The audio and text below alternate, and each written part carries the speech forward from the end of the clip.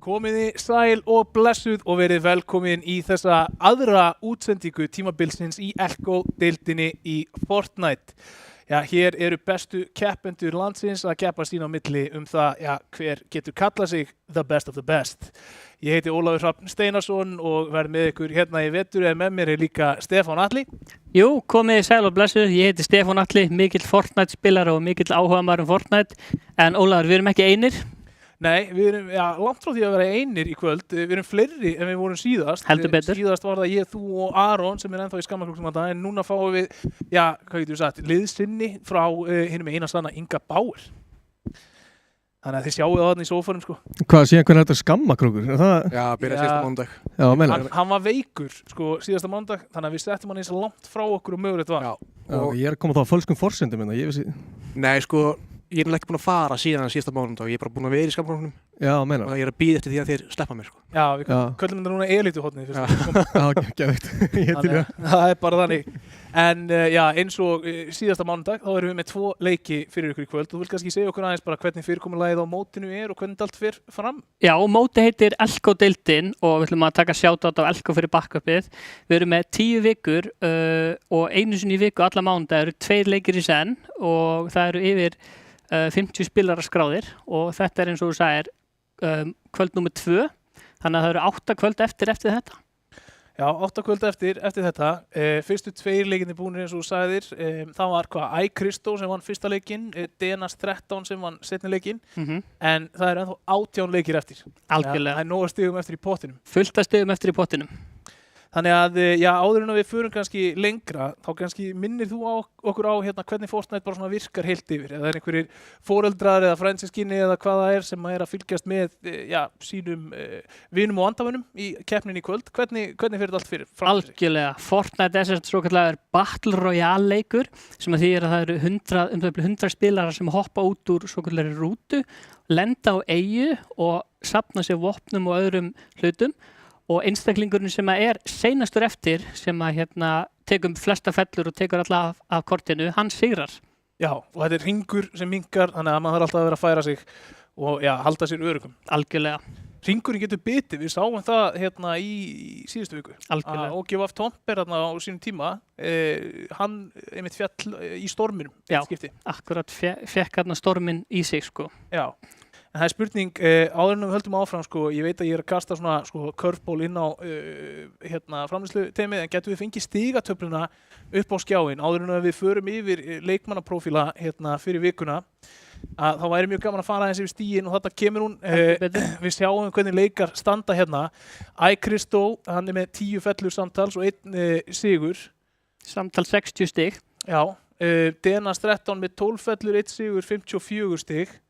Sem að ég veit nú ekki hvort að felluna séu réttar þarna, ég held að hann hafi verið bara með 7. Ég held að það hefur eitthvað farið mis í reikningunum þar, því að hann ætti þá að vera með meiri stig sko. Einmitt. Það eru óskiptu. Relax Lester þarna í 3. 4. Kristó með 2 setum, hinn óvenjulegi Kristó eins og þú kallaði hann í síðustu viku. Einmitt. Og það verður hart barist milli Kristó og Kristó það hver er hinn eini sanni. Ravik Lexi þar á eftir, Steini 23, Marci X Twitch sem er Marcin, þetta er ekki stelpan sem er að keppa í deildinni, þannig að ég byrst forláts á því að hafa farið með rangt mál þar í síðustu viku. En Marcin var rosalega góður í að halda high-groundinu og skoraði sín stig þannig. Sigmar 27, Bjarki Bánsi sem við ætlum að ræða við hérna á eftir. Hann kemur í viðtal. Vaftie Sigslarbot upprófnumerki og svo Halli Bliki þarna í 11. sæti og svo sjálfsögðu eru heill haugur á spilunum sem er að reyna að komast á þennan þráða skjá hér í kvöld. Akkurat. Og það var líka gaman að sjá hvaðan Rafik Gnarr gerir í kvöld. Rétt. Hann var með yfirlýsingarinn í síðasta mánudag að vera aggressífur. Já. Gekk ekki svo hann hafi óskað sér. Þannig að spurning hvort að hann breyti til að haldi sama. Já, ég held að þú komir inn á mjög góðan punkt þarna, Aron, sem er bara hvað eru að fara að sjá öðruvísi í dag miðað við í síðustu viku. Hvaða breytingar eru að fara að vera á leikstílnum og því sem fólk gerir. Algjörlega. Svo við nefnum kannski nokkra spilara, getur verið gott að nefna nokkra. Við erum með áhugaverða spilara eins og til dæmis Bjarka Bánsa. Já, Ólafur. Bjarki Bánsi, hann er 18 ára, er á málabraut í MR, mínum gamla skóla. Ég var nú vísu á raunvísindabrautunum, sko, þannig að þú veist, það er smá svona, skilur, þú veist, ég er aðeins betri, sko, því að raunvísindir mála, nei, við skulum ekki fara út í þetta hér. En hann er elstur af systkinum sínum, hefur spilað Fortnite síðan 2017. Mér finnst það mjög áhugavert, því að venjulega sko, eru yngri systkinin betri í tölvuleikjum, en hann er þarna elstur. Akkurat. Nýliða þjálfun í björgunarsveitinni. Hann er að gera akkurat auðvitað það að bjarga fólki hérna í Fortnite, raða því út af sörrunum og hefur unni rafíþróttamót Samfés 4 sinnum, tala líka 5 tungumál. Akkurat, það er áhugavert, senior. Já, ég lagi til að vita hvaða tungumál þetta eru, sko, þegar við fáum hann í viðtal. Ég vil fá hann í viðtal og testa hann. Já, hvað var það, serbneska sem þú talaðir á hann? Já, svona lítið, en ef hann talar serbnesku þá erum við að fara að fá eitthvað þvílíkt bandir hérna á serbnesku. Ég til.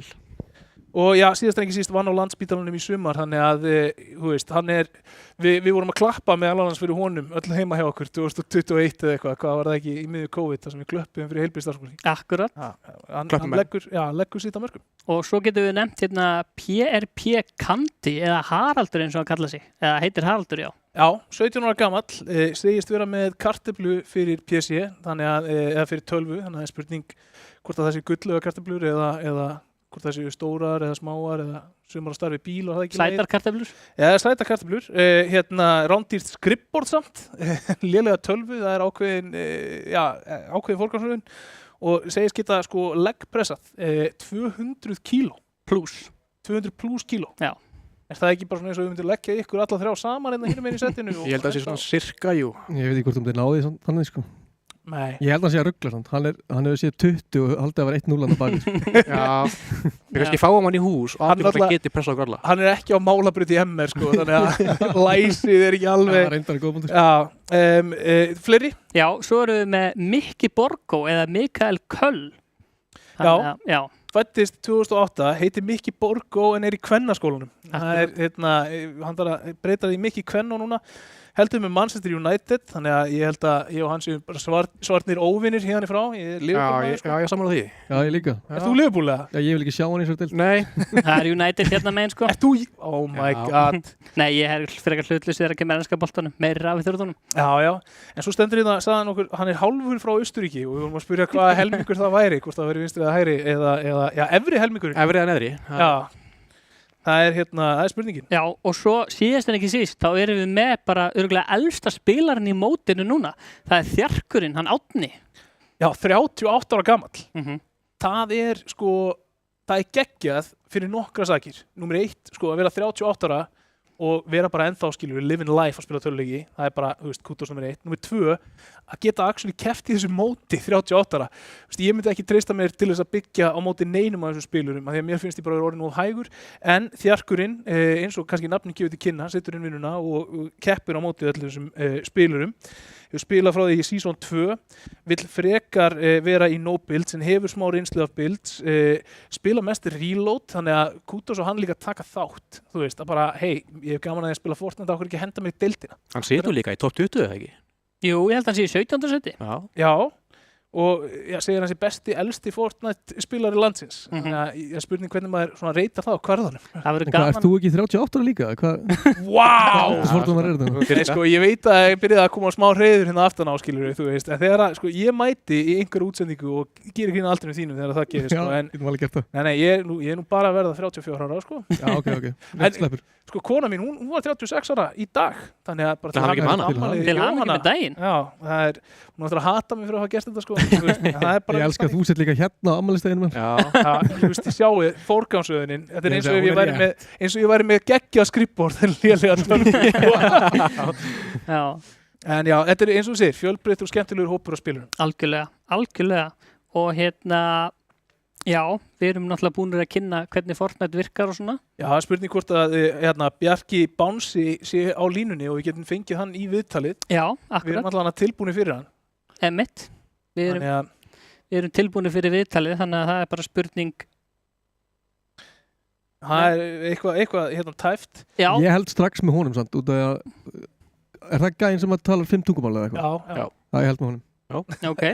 Geggjað. Hann er my favorite. Ég held að hann sé í 8. sæti eða eitthvað svoleiðis. Já, hann verður fyrst eftir kvöldi, sko, Já. sko lofa ykkur því. Hann er með eitt flottasta nikki samt, finnst mér.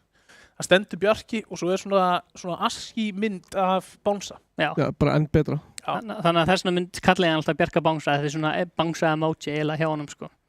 Þannig að, Er það ekkert nafnið hans? Kannski er það bara svíi og svo eitthvað. svona emoji sem að lúkkar eins og Bangsi. Það er alveg annars núna. Já. Kannski, ég meina, hann talar 5 tungumál. Hvað vitum við hvað er innan þess að svig? Það er bara, það gæti verið eitthvað orð, sko. En já, þetta er svona, við reynum að tala eins mikið að spilum og hægt er. Og ef við förum aftur inn og hugsaum að þessu stigatöfluna og þessa efstu 2, þá erum við náttúrulega með iCristo og við erum með Denas 13. Þeir eru að fara að koma inn og reyna að halda sér á toppnum og mín spurning er sko, Denas synti 60 km í síðustu viku, hvort hann hafi synt nóga kílómetrum í þessari viku til þess að halda sér á toppnum? Algjörlega, í þessum rafíþróttum þá erum við svolítið að fókusa á það skiptir máli að hreyfa sér samhliða því að vera að spila tölvuleiki, sko. Þannig að það er gott að minnast á það. Ég held að segja skottan hann er 65, hann er ekki með skotmark á bakinu, sko, hann verður brjálað að gera hann einhvern. Það er rétt, sko, það er rétt. Náttúrulega, við hreyfum okkur í rafíþróttum af því að við viljum hérna, sko, vega upp á móti kyrrsetunni, við viljum líka halda líkamannum í góðu standi.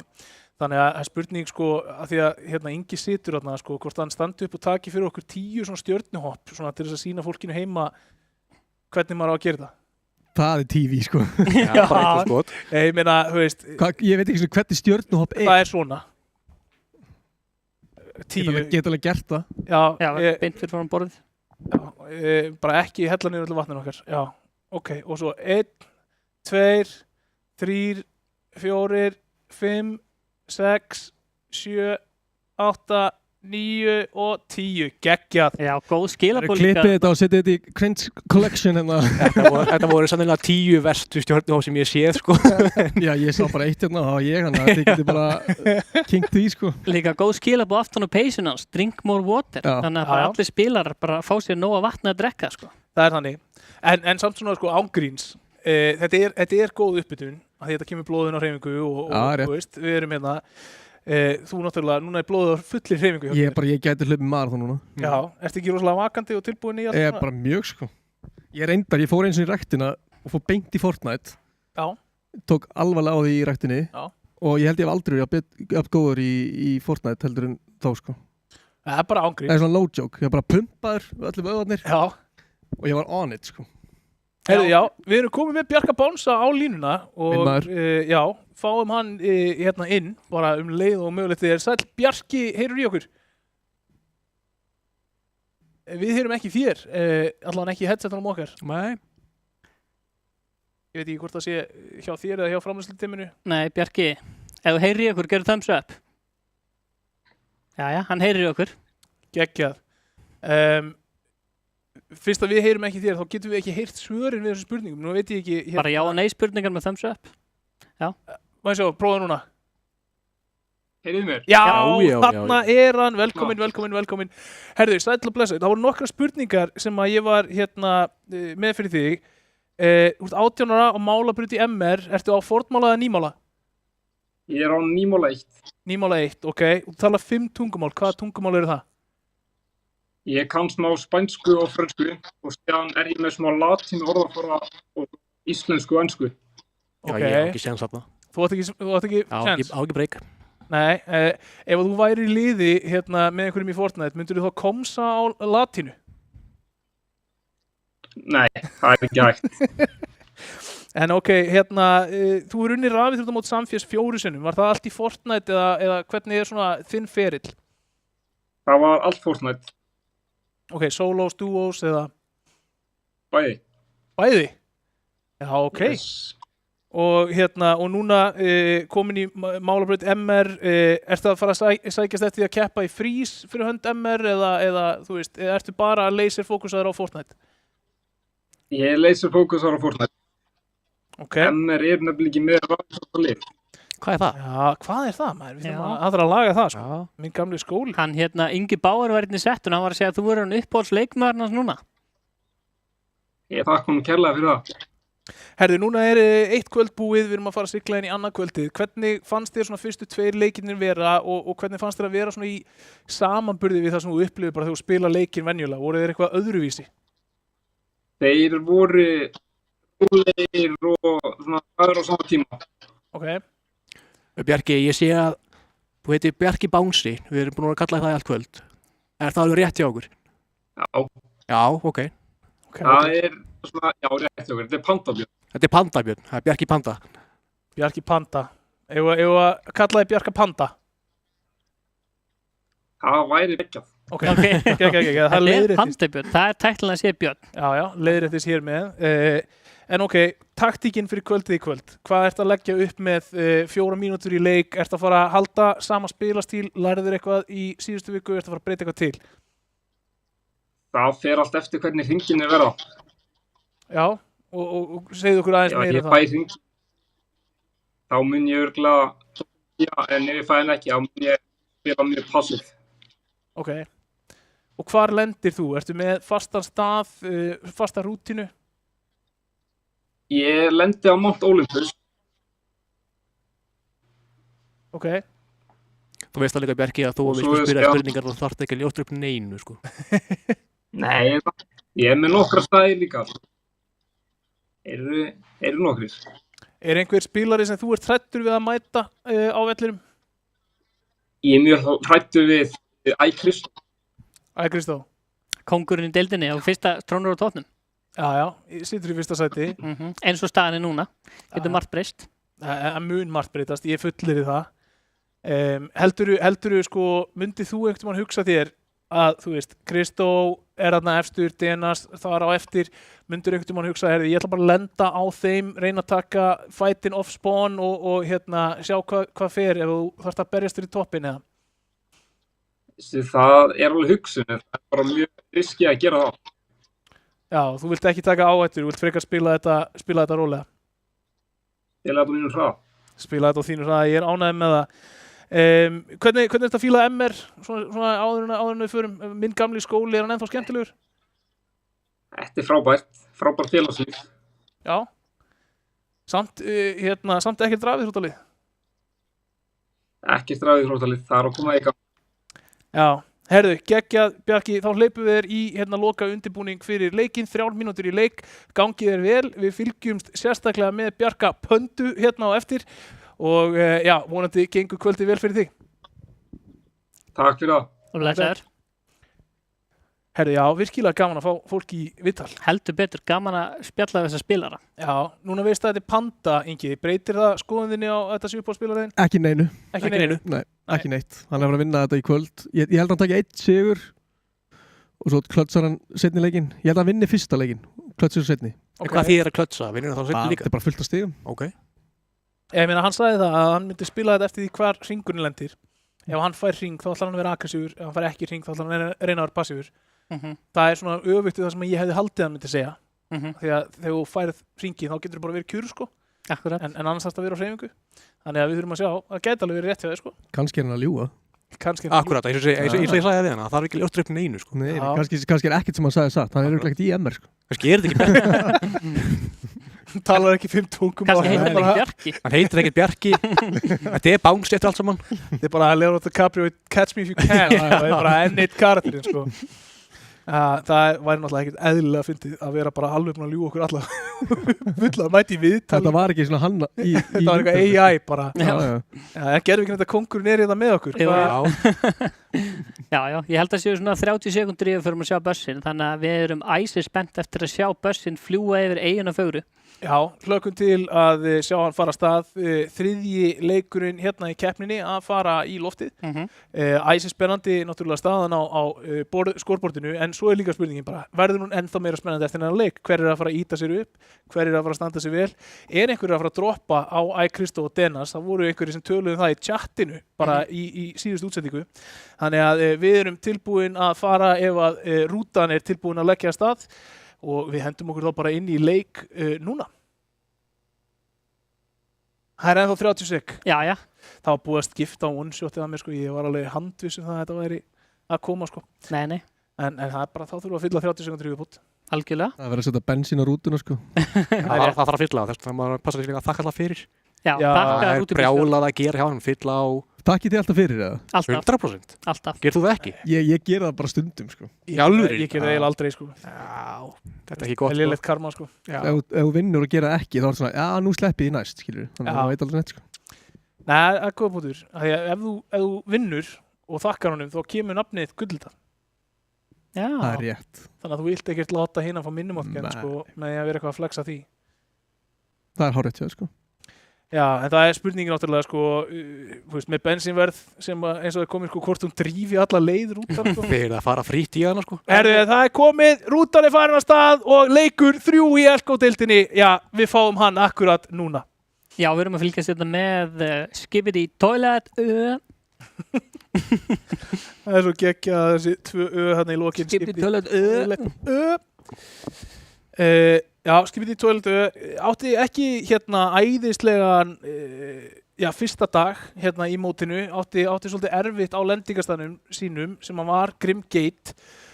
Grimgate erfiður staður til þess að lenda á, en hann er að fara, hvað, er þetta Steps, Sandy Steps. Sandy Steps, Emmitt. og sérðu hverju fyrir neðan hann, Glow Drixie, maðurinn sem að sagði öllum bara komið og finni mig í Sandy Steps. Akkurat. Það er hérna 55 spilarar sem er að keppa í fyrsta leiknum í kvöld og við erum að fylgjast með Bro 40 Pro sem er hérna að lenda eitthvað staðar út í aðrinum hérna í, já, Það er ekki einn heldur, hann þarf að beigja þessu. það eru 4 með honum, 3 með honum.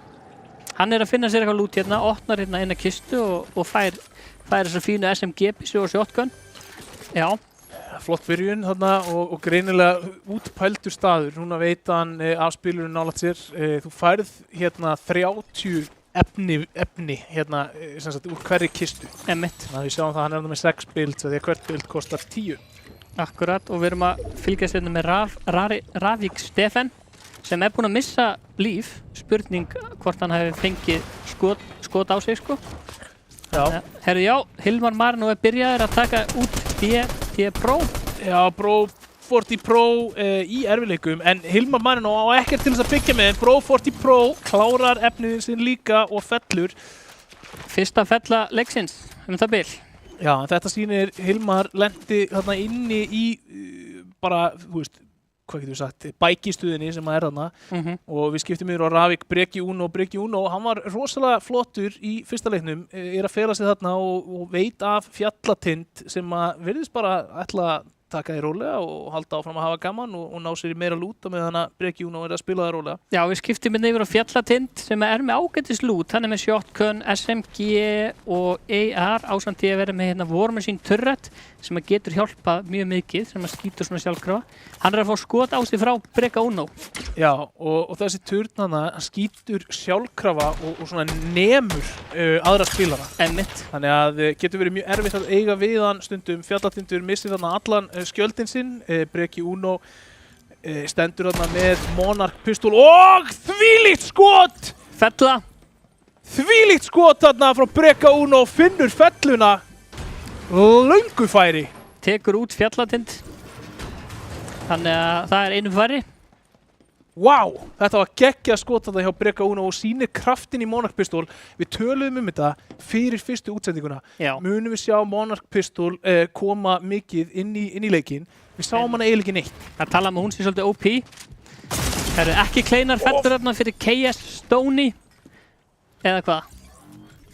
Já, Casey Stoney eða hvað? Var það? JCB 0-0. Já, JCB stelur þarna fellunni frá Casey Stoney og fer síðan og ætlar að reyna að taka vegginn hans og sjá hvað Casey Stoney á fyrir hann hérna í buildfightinu. Já, 49 spilarar eftir og við erum stödd hérna í Reckless Railways. Hérna erum við með Tomperinn sem er að skjóta harkalega á andstæðingin sinn. Finnur hann annar leikmaður á hægri hliðina, þannig að það þarf að passa sig að lenda ekki í vesinni þar. Spurning hvort að hann blandi sér eitthvað í þetta. Tomper árásagjarn hérna, heldur áfram að keyra inn, etið þessi niður, já, vinnur þetta. It's Juicy, TT, Twitch TV og fellur þarna. Tomper eða eins og Íslandsmeistarinn sjálfur eins og ég kalla hann. Já, hann var nú náttúrulega gestur að mér minnir hjá ykkur félagunum hérna í Ice Cold einhvern tímann á tímabili. Heldur betur. og fer hérna í, almennilegt buildfight og ég sé ekki á móti hvernig það er en Tomper, hann tekur ekki eftir því, hann er komin inn í boxið hans. Relax Lester tekur Tomper út og við erum að fylgjast hérna með Ice Fox sem er að berjast við Mr. Hákon sem vann einmitt sóttkvíbikarinn hjá Ice Cold. Já, það er mikið sko bardaði hérna snemma og spurning hvort það sé þessi auka 6 spilarar sem að koma inn sem hafa hleypt smá blóði í leikinn hérna. Mr. Hákon er að fylgjast með Ice Fox, byggir sér hærra en hann, nær hann að hitta hann, það er spurning. Reynir að koma á overum að það virkar ekki. Nei. Já, sjáum hann fá sér hérna svona ávöxt. Já, hann fæði sér flowberry þannig að núna getur hann hoppað aðeins hærra á svifið, tekur ekki skaða ef hann dettur inn á jörðina í smá stund. Hittir Ice Fox, headshot. Ice Fox skilur eftir 1 pixel af haustnum og Mr. Hákon, hann er engu gleymt frá því sóttkvíbikarnum. Já, Ice Fox, dýrkeypt. Og Mr. Hákon er að fara hérna í WAF-T SXLR bot. Já, sem það editar þarna á reynirinn á skotinu. Mr. Hákon sér við honum, Sixlar bot samt, svarar þarna nær 2 góðum skotum á Mr. Hákon. Lætur hann bakka og þarna skiptir málið. Sjáu það að Mr. Hákon er með þessa gulu byssu, Mythic Burst byssuna og hún getur gert mikið skaða á stuttum tíma. Kristó samt í bardaga. Ríkjandi, á móti Relax Lester, það er engin amatör að berjast við og spurningin hvort að Kristó geti fallið snemma úr leikina. Einmitt Kristó trónir á toppnum á LK-deildinni eins og þú sagðir og við sjáum hann vera að berjast þarna við Relax Lester. Þetta er hörkubardagi með mikið af byggingum. Já, Relax Lester á gólfið þarna en þeir skiptast á skaða. Báðir lágir, báðir bakka og báðir, híla sig upp. Heldur betur, hann er með nóga heals, Kristó. Sjáum hérna ofanfrá hvernig Kristó byggis upp og nær hægrandinum. Já, það væri nú ekki húsnæðisvandi á Íslandi ef það væri hægt að byggja svona hratt. Kristó nýtir hverja stund til þess að bæta við sig lífi.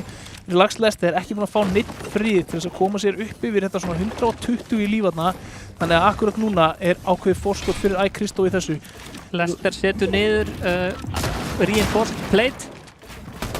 Já, heldur áfram að byggja standi kring, leita núna færis á Kristó, finnur það ekki, dettur niður í runnan og tekur bara low-groundið. Spurning hvort hann nýti ekki tækifæri núna og komið sér upp. Jú, nota medkitið, fyrstu hjálp. Algjörlega, fylgjum sérna með honum þar sem hann er næstu orðin fullur af lífi og Kristó kemur hart að honum. Edita sig út þarna eða hvað gerir hann? Lester á ennþá alla veggina hann í kring þannig að Kristó þarf að passa sig að láta ekki grípa sig með stafinn í hendinni en þarna kemur editið. Kristó tapar þessu litla treyti en heldur samt bætir áfram, hittir þvílíku skoti á Lester. Lester er lár, mjög lár. Kristó búinn að missa næst í allan skjöldin. Næra hann honum. Lester tekur Kristó niður í 24, þeir sitja báðir á það bil 20 í lífi. Kristó byrjar að híla sig upp, nær 50 í viðbót. Relax Lester nota medkitið, þarf að hætta við það. Stoppar það í 50 líf, nær samt að nota mini-pósunin, komin í 100 líf og báðir eru, veikir fyrir. Þetta er þvílíkur slagur hérna. 2 spilarar, báðir á topp 10. Það hefur mikla þýðingu hver getur unnið þegar hann barða. Akkurat, hann er með flowberry juiceinn og hann er með eitt svona sterkan brynvaran vegg eftir hann Lester sem hann notar kannski eftir í bardaðanum. En hann er með low-groundinn, Kristó með high-groundinn, Ice er spennandi. Já, má líka tala það að þetta skiptir rosalega miklu máli því að núna eru báðir spilarar núna að nota allt sem þeir eiga til þess að toppa upp lífið sitt og þeir þurfa að halda áfram inn í hennar leik. Þeir fá ekki endilega tækifæri til þess að finna mikið meira af hlutum. Já, og báðir búnir byggingarefni sitt. Já, búnir byggingarefni sitt líka, oh my god, þetta verður tæpt. Relax Lester næra það skot á Kristó og Kristó gæti jafnvel bara viljað hugsa það að fara að beila en hvernig getur hann beila þegar hann er ekki með neitt til þess að byggja með? Já, það er 3. hringur kominn, 4. hringur nálgast ófluga og Lester, Kristó, hann er svo lár! Kristó gæti fallið bara hvað á hverju eða hvað? Hvað gerir Lester? Já! Kristó! Fallinn! Lester tekur Kristó. Þetta var flott hjá Lester, komið með 2 fellur samtals og 15 byggingarefni. tekst að hýla sig vel upp. Hann á 15 builds eftir, en þarna það er engin friður. Hver er það sem að laumast þarna upp á aftanunum? Lester þarf að passa sig. Hann er að ná sér í efni við, en það gæti verið vesen. Missir bara 50 líf. Já, Halli Halli Bliki. Já, Halli Bliki, ég ætla ekki að gefa hann neitt grið hérna. Lester þarf að passa sig að klára ekki mattsinn sín. Halli Bliki hérna með 88 build. Lester er alveg að verða búinn. Hann þarf bráðum bara að fara að taka fætinn og þarna er risastór fætt í gangi hinum megin. já.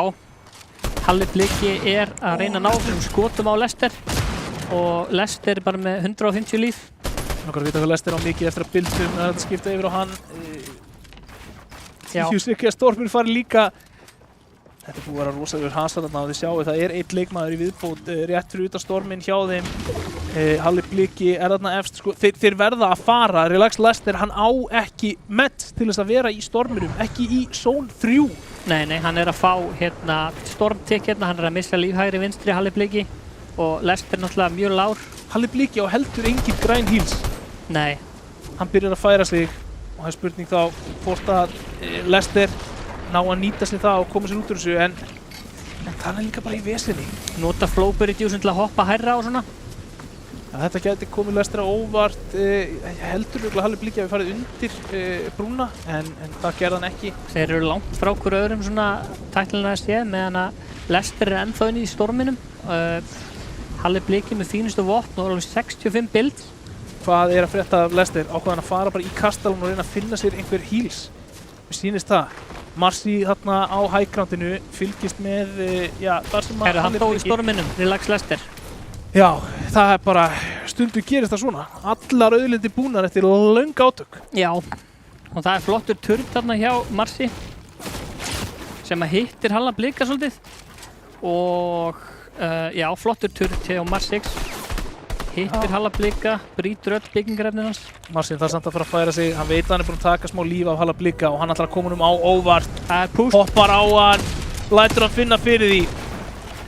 Hann er með sovereign shotgun, hann er með mörg skot í þessari klippu og getur tekið langan fight og hann ætlar ekki að gefa Halla Blika neina sensa hérna. Reynir að boxa hann inn, nær boxinu, en það er Kóni, Halli Bliki gerir þetta frábærlega, spilar í kringum Kóni sitt inn í þessu og setur síðan upp armored vegg. Já. Marcin. Halli Bliki er lár. Mjög lár. Hann langt niður og þarna sjáu þið líka Marcin er með 2 flopper í fyrst og á fullt eftir. Hann getur haldið sér á lífi ansi lengi inn í storminum hérna með þessi medkit. Marcin, annar topp 10 spilari. Akkurat. Bætir við sér stígum. Svo er campfire hérna nálægt honum þannig að hann getur nota hann til þess að hýla og hann er að gera það. Kveikir varðeld þarna. Og já. Þessi Sigurfúða. Fylgjumst hérna með Mr. Hákon eða Guðlaugi. Eða hvað gerast þar. Guðlaugi 14-0 fellur í þessum leik. Nóa byggingarefnum er að nálgast Mr. Hákon óðfluga. Veit hann á honum á vinstri hönd, það er spurning. Sennilega ekki, en þeir ættu að fara að sjá eða heyra í hvort öðrum hérna. Guðlaugur, gerir vel, laumast og læðist. Já, hann er með nóa byggingarefnum og 4 armored veggi ásamt því að vera með Monarch pistol, gull shotgun og fjólubláa AR. Þetta er rosalega gott lúk til honum Guðlaugi. Hann ætti alveg ekki að nota það til þess að koma sér eitthvað áfram og það er bara helmingur spilar eftir það bil, helmingur spilar eftir 25 af 55 sem byrjuðu leikin í dag, fyrsta leikin í dag. Já, Guðlaugur hérna að reyna að halda einhverjum sem getur verið að hreyfa sér seint inn í hringinn en það er enginn fyrir utan hann þarna. Skiptum við á Steina 23, hann er líka Monarch pistol, það er greinilegt að það hefur gripið svolítið sig hérna og spilarar hafa farið og gert heimaðunum sína. Akkurat. Af því að það er svo auðvelt að stela fellum á löngu færi með Monarch pistol. Einmitt. Gerir alltaf 74 í skaða. Já. Ef þú hittir bara venjulega og jafnvel 120 og hittir í hausinn.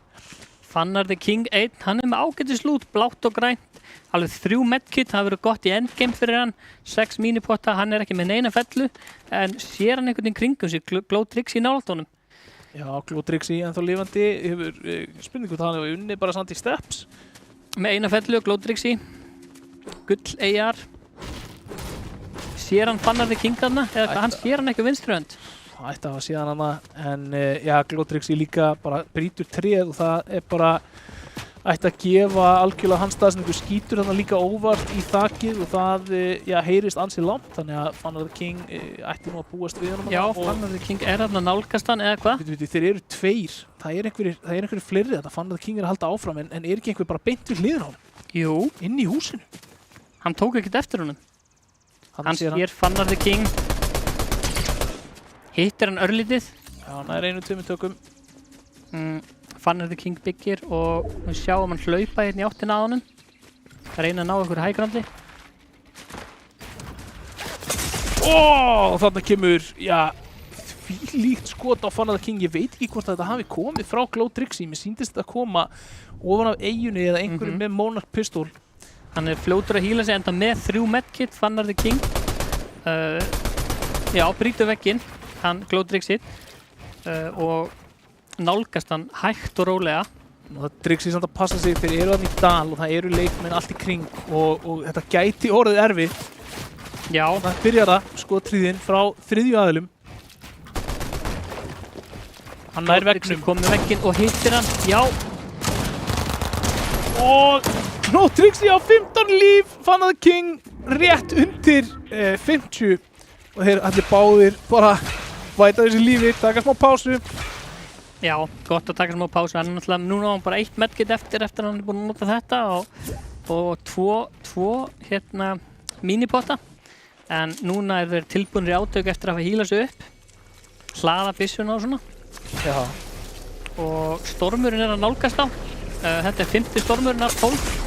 Fannar the King Mr. Hákon að halda þeim. Já, Fannar the King fær smá mistir hérna, já, Hákon tekur Fannar the King 1. Jep, og væntanlega fer þá að berast til Glótrixi beint í kjölfarið. Bjarki Panda. Já, ef við skoðum nánar þá sjáum við að nafnið hans er Pandabjörn þannig að við hliðin á Bjarki. Þetta séu Mr. Hákon tekur líka út Glótrixi. Já.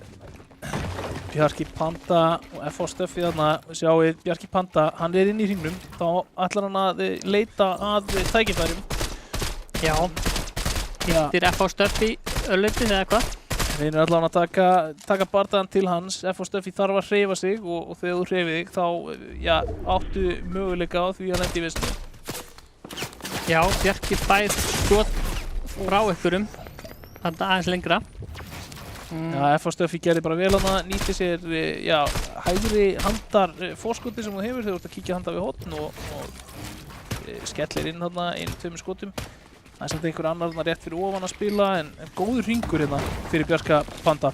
Já, er FH Stöffi ekki ennþá inn í, neða hann er komin út úr hringnum. Fær sér smá fisk. Já, það er alltaf gott að borða fisk. Nota flóperið, restin af því. Ekki alveg restina, heldur eftir 10 þarna til þess að eiga stökkkraftinn seinna.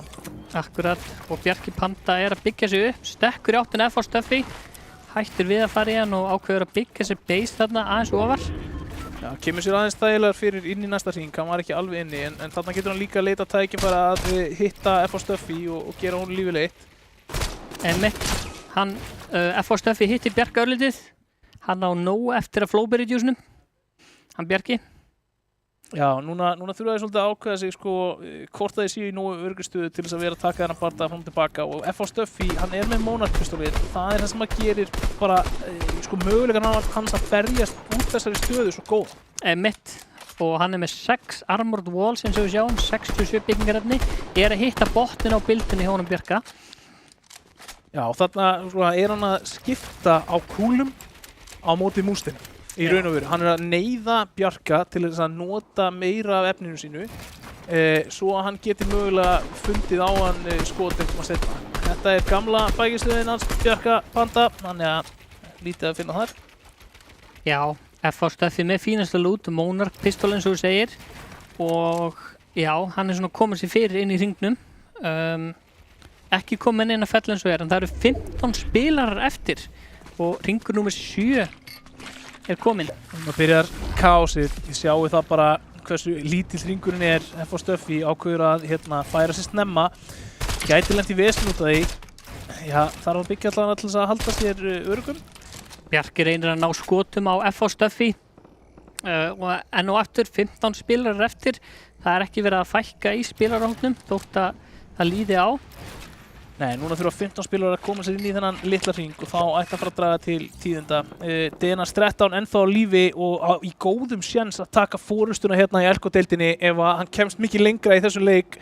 Akkurat, Mr. Hákon hérna með 6 fellur hvorki meirinni vinna og 121 byggingarhefni. Hann gæti látið taka til sín sko hann Hákon. Já, og bara mun gera það öllum líkindum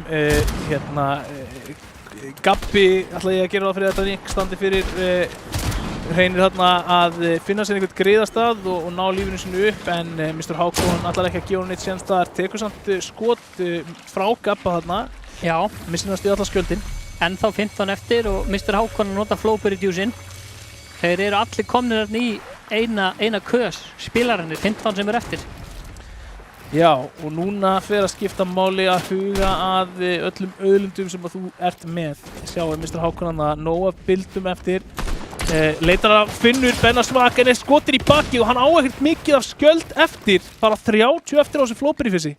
Já, Benni Svak hérna, Denas, Steini og fleiri hérna í kringum hann. Benni Svak á alveg nóg af híli eftir sem hann getur nýtt sér í þessu late gamei. Já, það þýðir líka að hann mjög verðmætt fella á þessum tímapunkti. Akkurat, brýtur hérna gólfi á Mr. Hákon og að líta í kringum sig. Hvað gerir Mr. Hákon? Fer hann í hann eða hvað gerir hann? Hver síðasturinn í hringana? Það eru allir vinstra megin í hringnum og hringurinn að púla til hægri. Þannig að þið sjáu það munu allir þurfa að færa sig þvert yfir allan hringinn. Þetta verður rosalegu kapli sem að koma núna. Casey Stoney með highgroundið þarna sýnist mér. Og Hákon með gull AR og fjólubláa shotgun. Við sáum áðan hvað Hákon getur gert með bara nokkra pixla með þessum gull mythic AR. Já, Gabbi mjög lágur á lífi en samt berst alveg glæsilega. Hann hefur ekki annað að velja.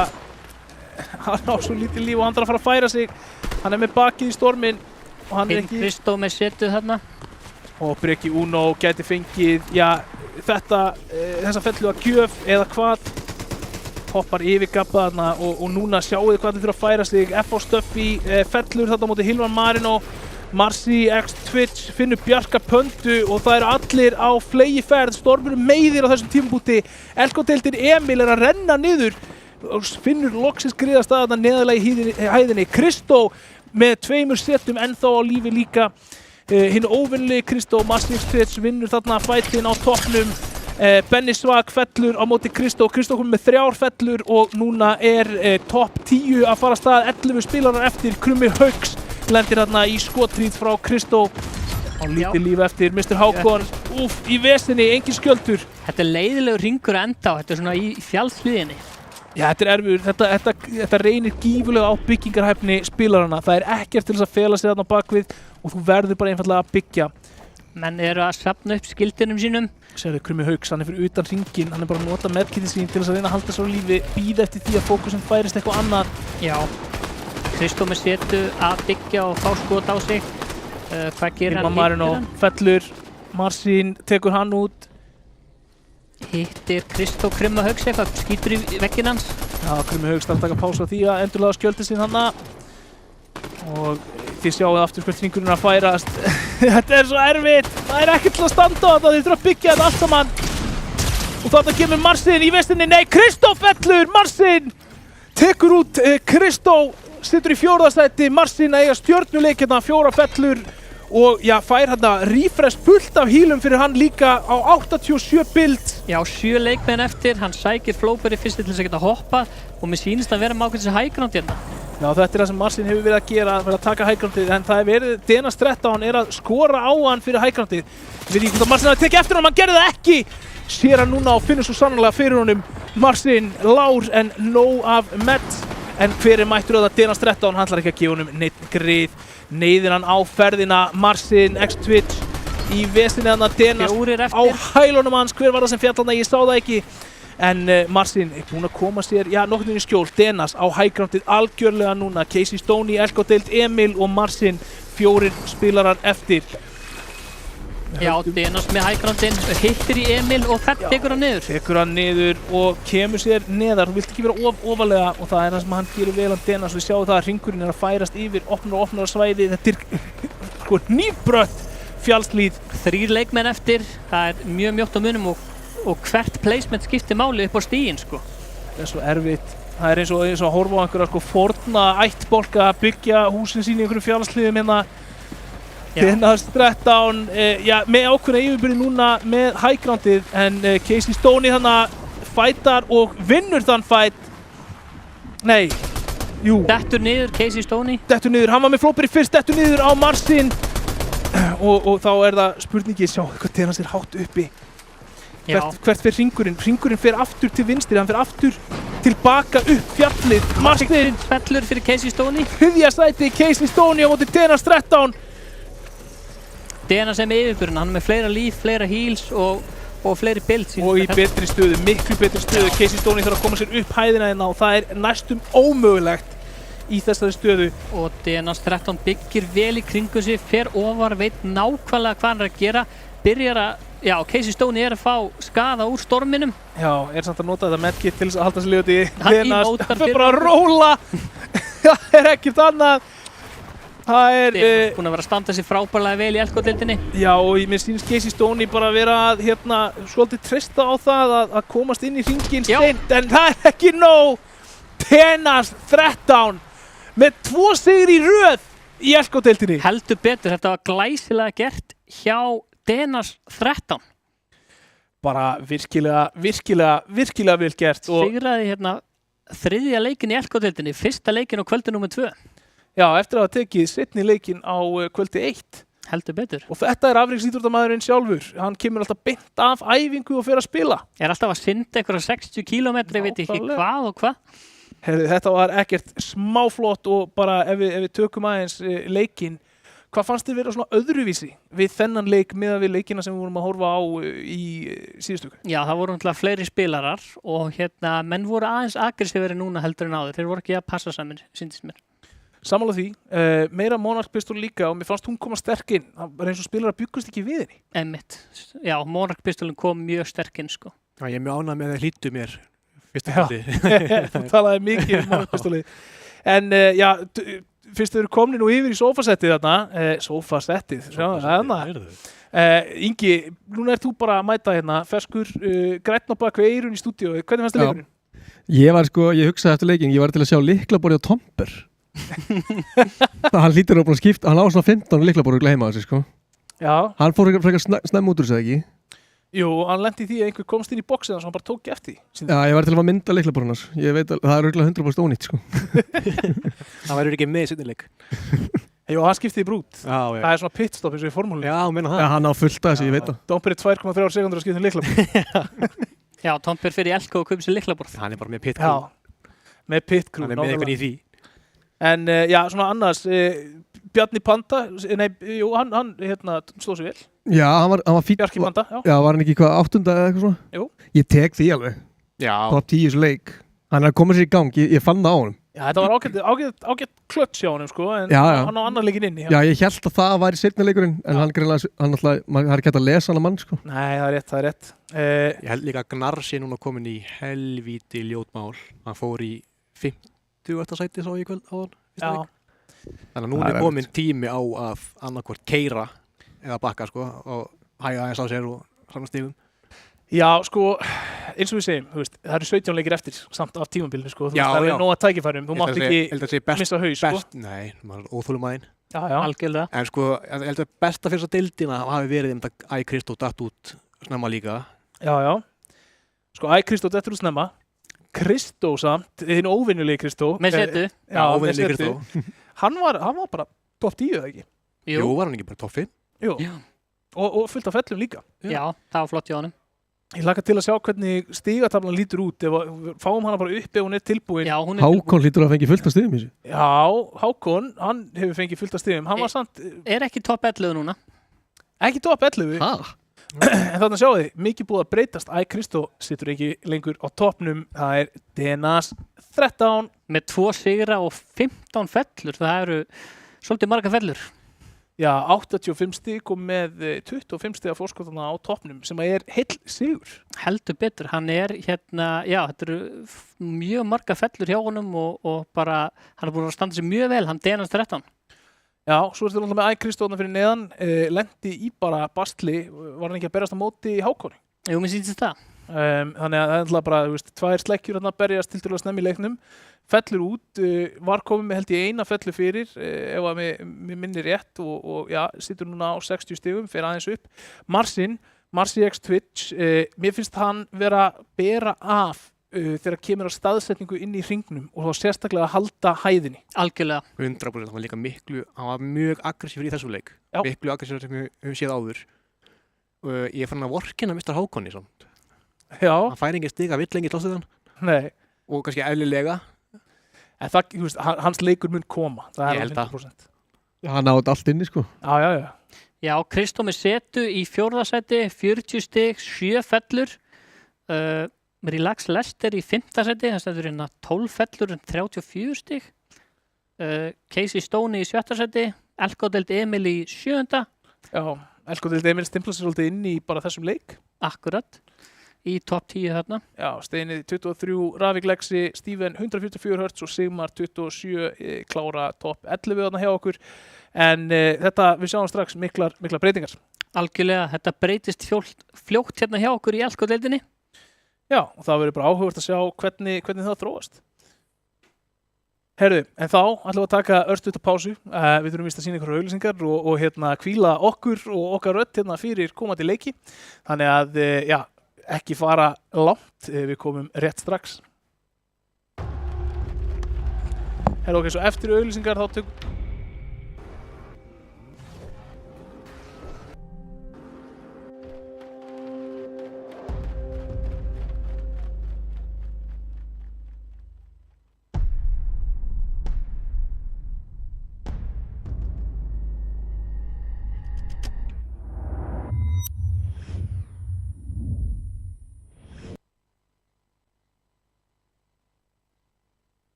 Já.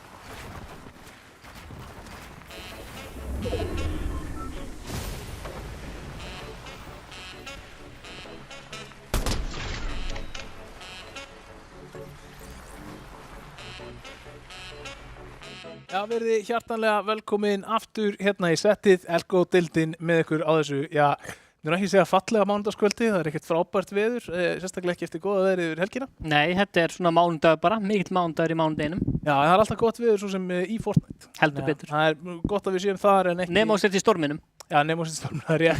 Það er gott fyrir gróður, krakkar. Já, það er eins og Ísland sé kannski bara í storminum, allt sumar, það er bara... Við fáum aldrei hringin, sko.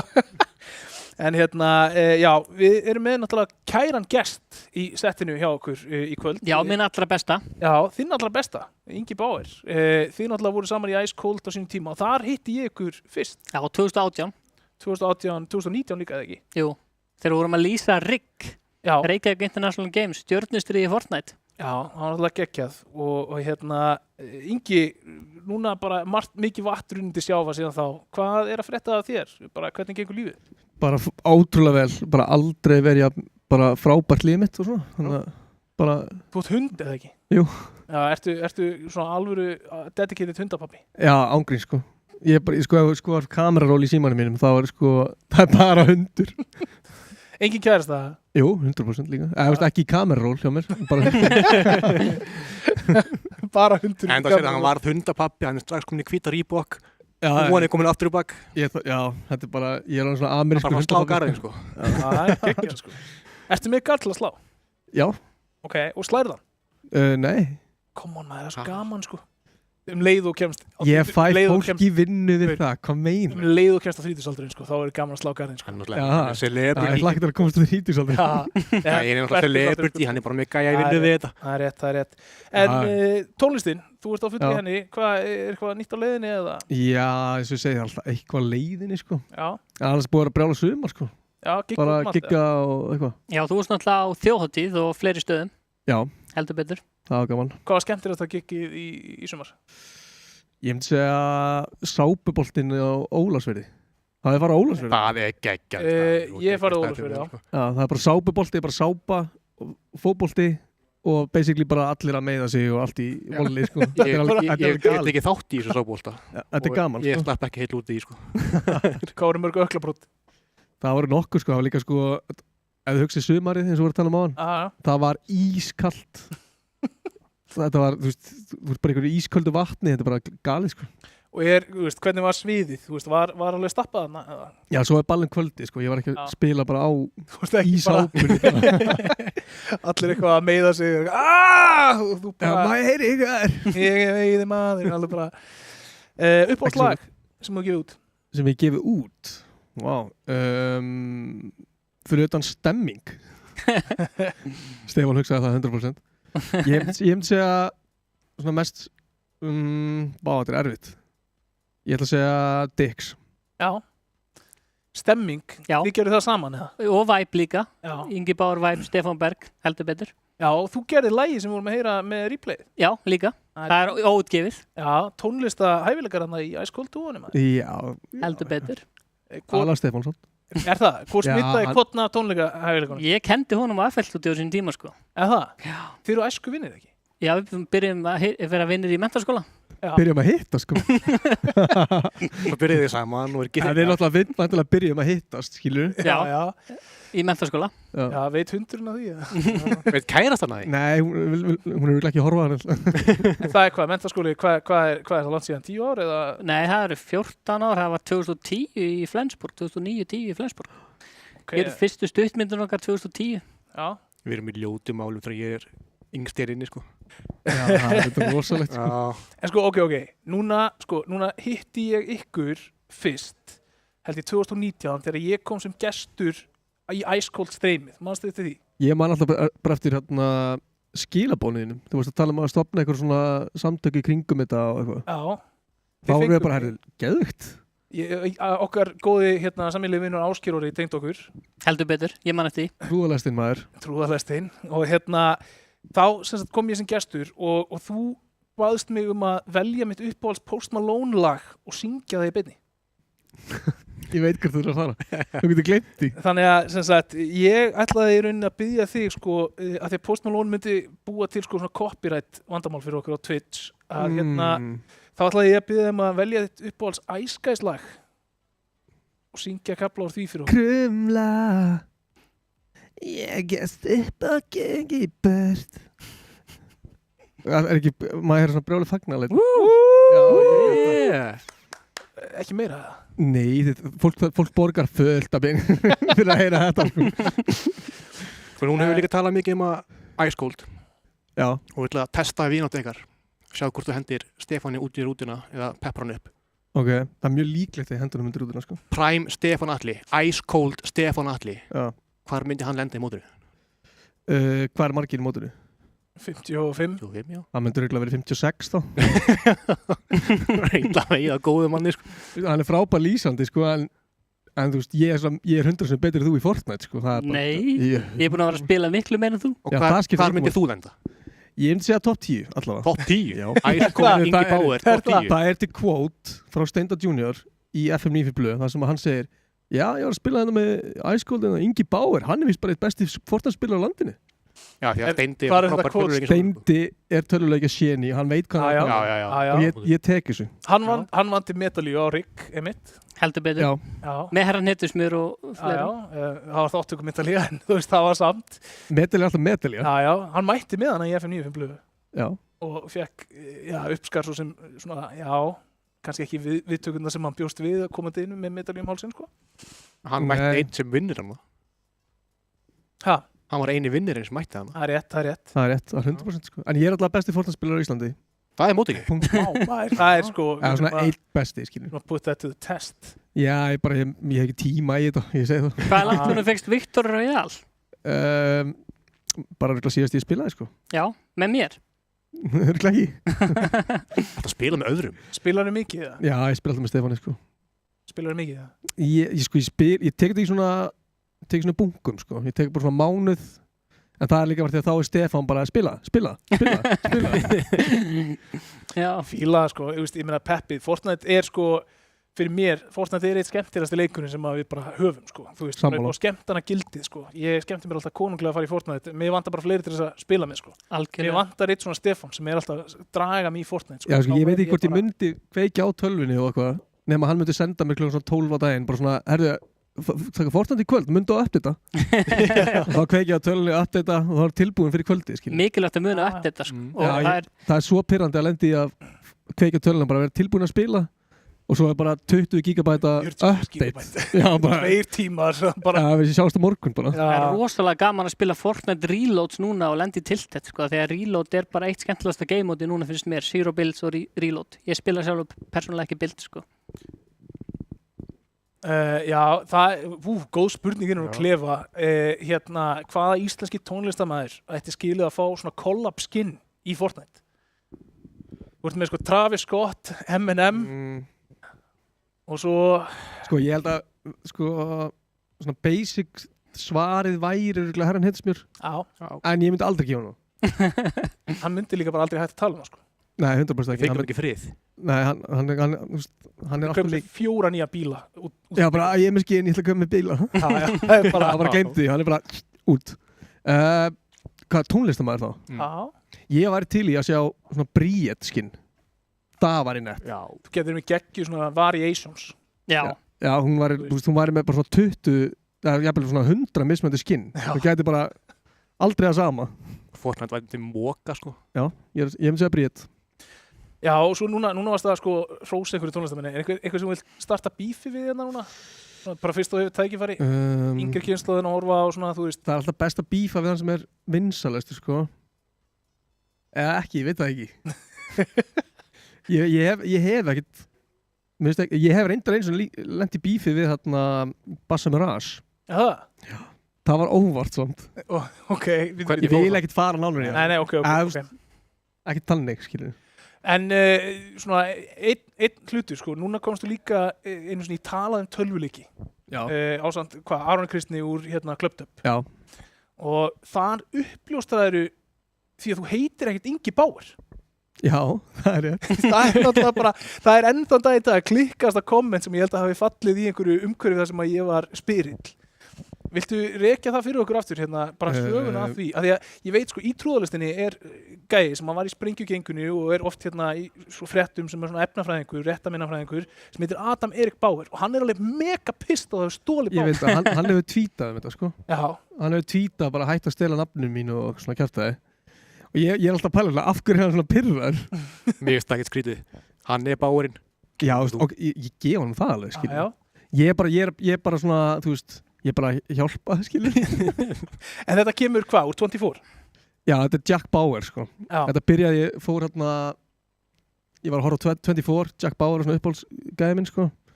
Og svo var Facebook að koma. Þannig ég bara, já, sitt bara Ingi Bauer, það er fyndið. Sem er ekkert eðla lame, skilur du.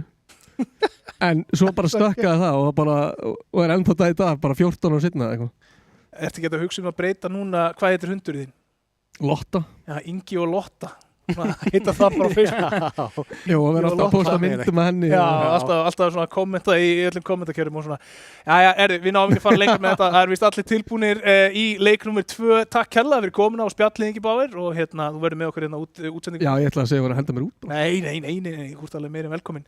En sjúklega gaman að fá þig. Það er samt komið að því að fara að hjúa upp í næsta leik, þannig að rútan ætti að leggja stað, hvað á hverju? Já, leikur 4 í Elko-deildinni, leikur 2 í kvöld. Já. Og þetta verður æsi spennandi og stigtablan bara á 100% eftir að breytast eftir þennan leik. Já, ég held að sko stóri hlutur sem við viljum fylgjast með er nær Denas, þú veist, öðrum stórleikjana. Eða erum við að fara að sjá, skilur, kannski, ég veit ekki hvort að Mr. Hákon hafi bara droppað á Æ Kristó. Algjörlega, tekst Denas að halda sér í fyrsta sætinu, þannig að bara verið límdir við skjáinn kæra áhörundur til þess að komast að því. Já, það er allir farnir að stað, Glóð Drixi, já, setur stefnuna beint á Sandy Steps. Það er hans staður, hann vann þann stað síðast. Algjörlega. Sennilega, já, tekið sigurinn fyrir þann stað á móti skipið í toiletu. Og þannig sjáum við keppinnar Bjarki Panda byrjaður að safna skjöldum. Heldur betur. Já. Þjarkurinn, við tölum um hann. Já, hann er hvað, 38 ára? 38 ára gamall. Einn elsti spilarinn í mótinu myndi ég fyrir að fullera. Já, og örugglega með alveg heilan hauga reynslu. Já. Marsin GXBBI, sko, ég ætla bara að kalla hann Gabbi, en ef það er ekki Gabbi þá má einhver láta mig vita í chatinu. Ég fer yfir það eftir og hérna, kemst að því. Ravik Gunnar, Elkodeild Emil, Benny Svag, Lexi IRL, þetta er allt, þetta er farið að vera kunnulega andlit, Halli Bliki þarna, Finnur Avengers Kestu og inn í því er skemmtilegt stöf, eins og til dæmis skjöldurinn.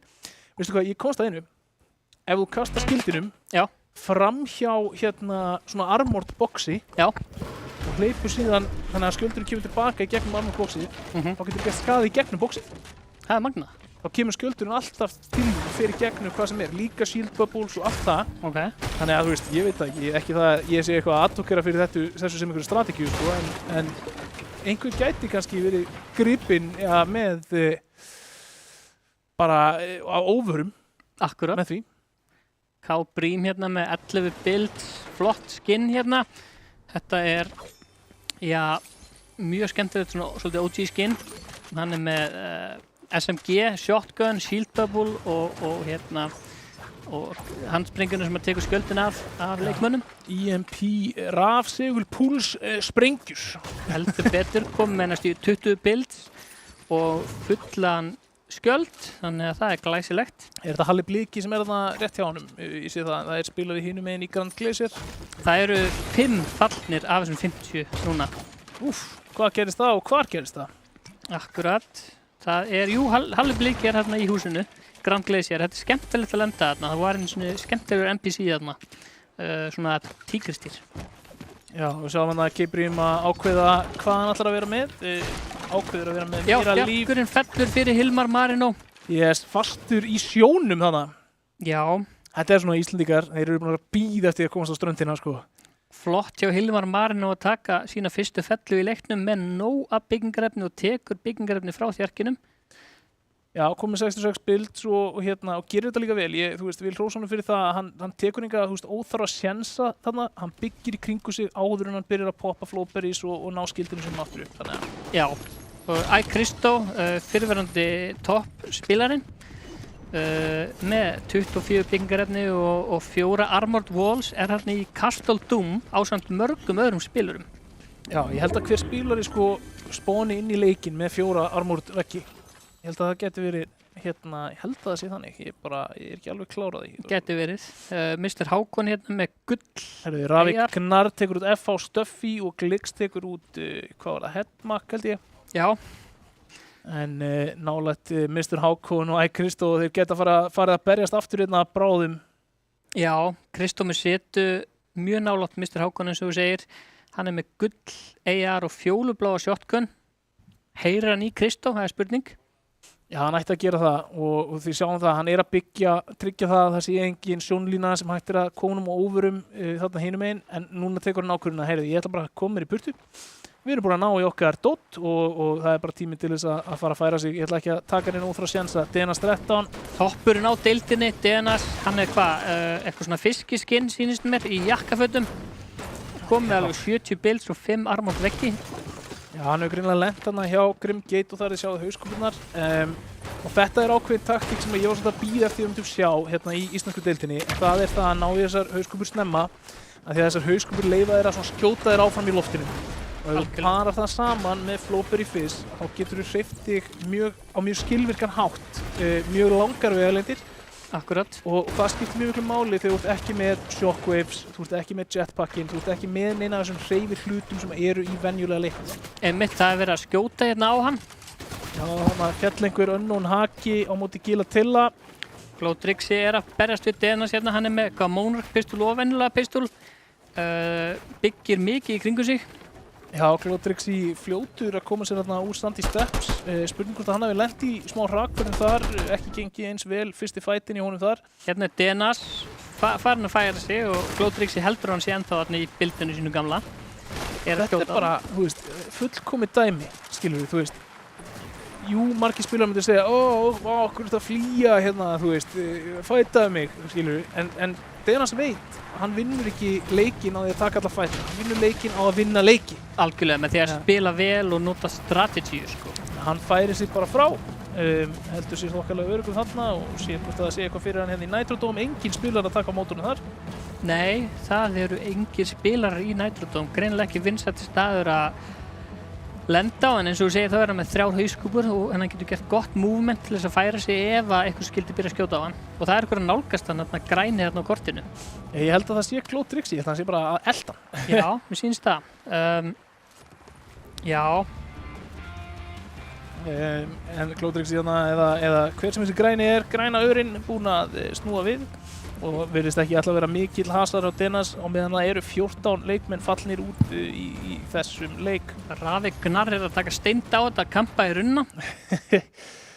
Já, Steindi elítu töluleikjaspilari, það sjálfsögðu, mikill Fortnite maður. Akkurat, kampa svolítið í runnum sko, sjáum Gnarrin hérna bara í runnanum og hann hlaupa leikmenn fram hjá honum hægri vinstri og hann bara er bara fastur í runnanum að kampa.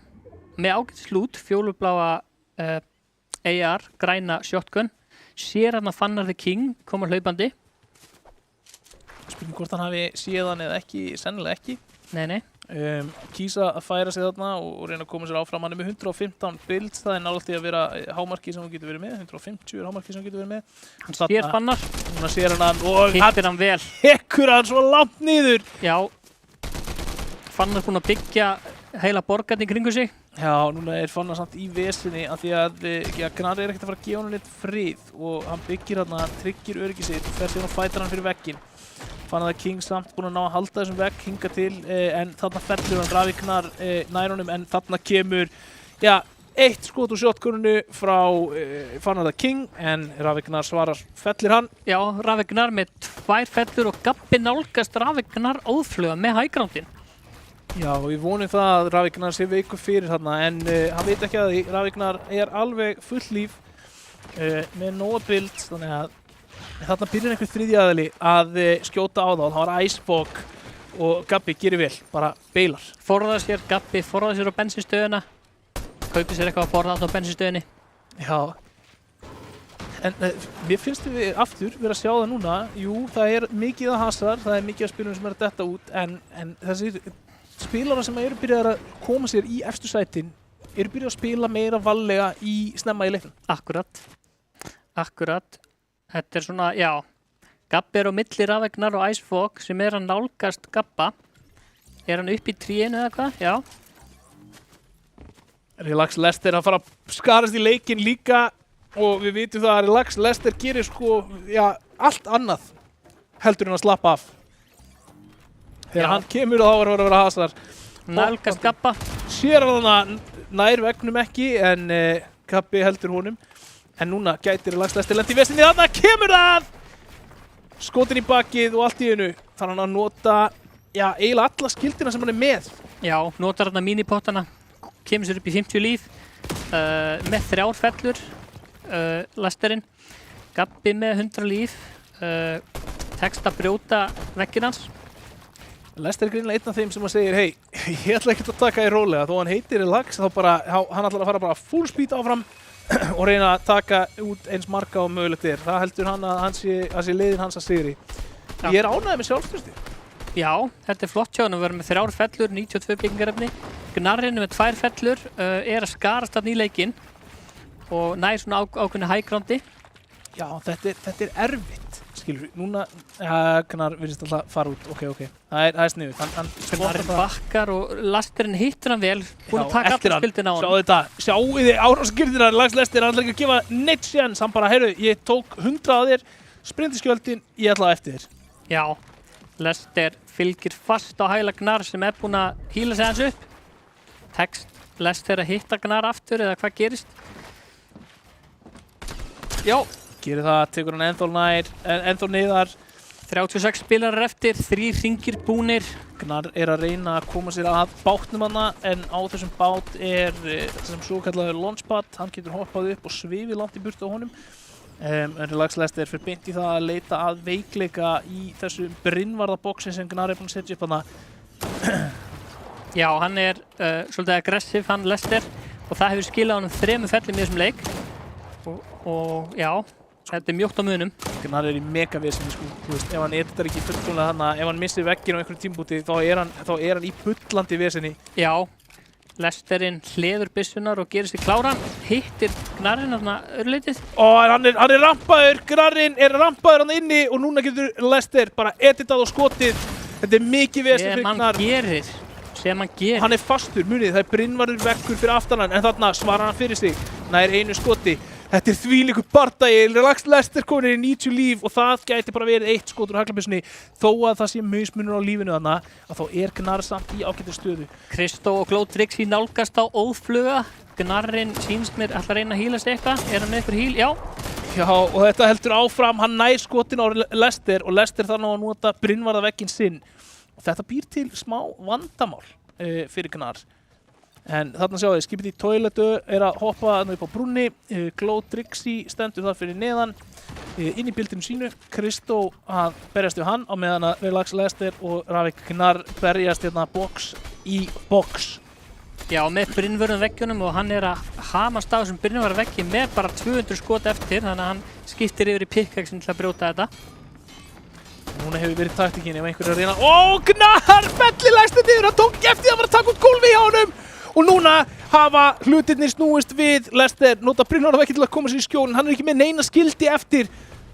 Já, hann notar medkitið, hann verður að reyna að halda sér á toppnum. En Gnar nýtir tækifærið, lætur sér bara hverfa. Já, flýgur hann í burtu. Fór greinilega á launchpadinn. Kristó og Glótrixi hérna á góðum stað. Leicester veit ekki hans í farinn, reynir að finna hann. Hann ætti að átta sig á því, en hann heyrir það líka að Eyjan var að spóna hann hjá honum. Það er tækifærið til þess að refresha mikið af dótturinn sínu, en þarna sér hann It's just icy. Finnst bara standa í miðju vatninu. Hinn eini sanni Kristó sem var á toppi deildarinnar þegar við byrjuðum þessa útsendingu í kvöld. Já. Berjast við It's just icy þannig. Sjáu þið alla spílarana, öll þessi nöfn. Wow, Relax Leicester! Hvaðan var hann tekinn? Hann fellir bara 1-10. Já, sjáum að mér sýnist að Gabbi sé að koma sér upp í eyjuna, eða hvað? Nei, hann er ekki komin upp í eyjuna. Jú, Justice TV2 er komin upp í eyjuna. En það er einhver annar upp í eyjunni. Já. Hann stekkur hérna á launchpadinn og reynir að finna sér eitthvað stað, Justice TV. Úff. Þó að þú sért fljótandi lítill kall á stóru mappi, þá eru þessi spilarar það góðir að þeir hitta skotunum sínum hérna og hann stefnir ófluga að It's Elko-deildin Emil. Flottu glætir hjá honum, tekur hérna síðustu míniskildina sína, er með Captain America-skjöldin eins og við vorum að tala um á hann. Þannig leitir hann að tökum, hittir Kristó þarna lungu færi. Kristó setur niður Brynvarðarvegginn en Glix og Kristó eru saman þarna upp á eyjunni, 2. Já, verðast vera að berjast hart. Já. Glix fellur þarna niður. Hann nær ziplinenu þannig að hann gefur þetta bara eftir. Ætlar ekki að berjast þetta. Já, hann er að claima þetta Kristó og þá fær hann fullt af lúti þegar hann tekst að claima eyjuna. Fær hann fullt af góðu lúti. Já, hann fær líka sko merkingu á alla spilarana sem eru þarna á eyjunni eða í kring, þannig að það er mjög þægilegt fyrir hann líka. Já. Kristó búinn að claima eyjuna. Heldur á hann að leita, annað kemur það, heldur á hann að leita eftir tækifærum hann í kring. Fær burst-riffilina, já, það getur nýst honum rosalega vel. Nei, hann ákveður að nota hann ekki. Getur skipt sköpum. Ákveður að nota hann ekki. Kýs frekar að vera með hálfsjálfvirka riffilinn, reynir að hitta hann að Glótrixi, hittir einu skoti. Já, MS76 builds og 5 Brynvarðarveggi er að modifæða byssuna, sýnist mér, til þess að breyta hann aðeins. Skiptum miðara eða slíkt. Já, það er hægt að gera mikla breytingar á byssunum sem að láta þær verða misgóðar og það að hafa aðgang að þessum vinnubekk og gera breytingar þannig að byssan hendi þér skiptir oft spilarana miklu máli. Þannig að stórt þarna fyrir Kristó sem ætla sér greinilega að reyna að taka annan sigur hérna í öðrum leik kvöldsins. Agant Box að berjast hérna við Glix. Já, Glix búinn að koma sér í burtu af eyjunni. Sagði bara, heyrðu, ég vil ekki neitt af þessu hérna sem að Kristó var að selja. Nei. Það eru 29 leikmenn eftir, 50 hringur kominn. Sjá, Agant Box gerir vel þarna, hann hoppar niður á boxið hans, svo setur hann sína keilu ofan á, sem þýðir það þá að andstæðingurinn getur ekki byggt keilu í gegnum gólfið sitt og þannig verið með 2 lög að venda sig. Mjög sniðugt, já. Agant Box editara síðan í burtu og getur þá byrjað að ráðast á gólfið. Þetta er góð taktík og sýnir bara svona góðan grunnskilning á því hvernig á að berjast í Fortnite hjá Agant Box. Já, góður leikskilningur í honum. Og Glizzix finnur sér bara smá pláss Já, byggir fyrir hátt upp, hæðina. nær hægrandunum, á 50 byggingarefni, 1 brinnvaran vegg, bláa AK og bláa shotgun. Heldur áfram að safna sér byggingarefnum, flýr hérna í burtu frá Agant Box og hann er að fara í áttina af fleiri spilurum. Gabba, Glowtrixie, Gillatilla. Já, og þetta er bara, þú veist, eins og ég segi, mér finnst við vera að sjá yfirvegaðri spilun sem miður að því að endast út leikinn. Frekar heldur en bara ef ég er komin í fight þá klára ég bara hennar fight. Akkurat, Glowtrixie, Gabbi og Gillatilla eru þarna 3 mjög nálægt hver öðrum. Þeir þurfa að fara að færa sig. Já, Gabbi er að fara að hoppa hérna á stað með Flowberry fyrst djúsinum.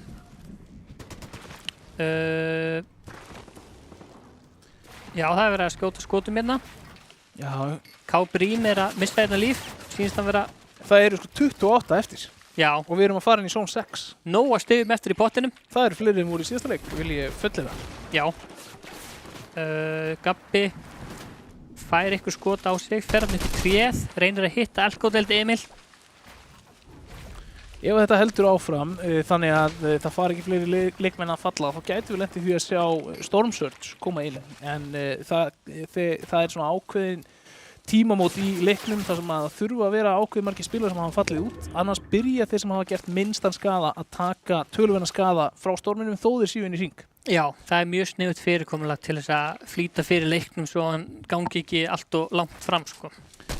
Við sjáum núna, við zoomum hana út, Kristó á móti Lexi strax stendur höllum fæti, skipti í toiletu, situr hana og býður, eftir sínu tækifæri. Við missum út spilaramarkerana þarna, við förum aðeins og hátt, þarna kemur hann aftur, sáum að heill haugur af spilurum. Kristó einungis með eina fellu en nóg af byggingarefnum. Og hann tekur vekkir frá Lexa og nær hann kóninu inni, já, hann gerir það. Það þýðir að Lexi getur ekki gert neitt af því að það er veggur sem að Kristó á, hann getur ekki editað hann getur ekki tekið hann í burtu, hann getur ekki byggt sín eigin vegg og Keilan þýðir það að hann getur ekki byggt neitt inn í boxinu sinu til þess að venda sig. Kristó með 2 fellur núna, Mr. Hákon með enga fellu, reynir að ná fellu þarna. Virkilega vel spilað þetta hjá Kristó. Já. Mr. Hákon skoðar sig sér einhverja spilara, er ekkert að skjóta á þá. Fekk einhver Storm Surge? Ravik narr þarna. Hver fekk Storm Surge? Icefog tekur út Glowtrixie. Sjáum hérna Mr. Hákon hjá lestateinunum. Þetta er sjáum hérna, sko, það voru 14 eftir þegar við fórum inn í þennan hring síðast. Það er 21 núna. Já, leikmenn vilja halda sér á lífi, þeir vilja ná stigunum. Þeir eru varkárari núna og 21 leikmaður sem er eftir. Já, sjáum hérna. Já, skipið í tólet ágæti stað. Mr. Hákon að berjast hérna við eitthvað.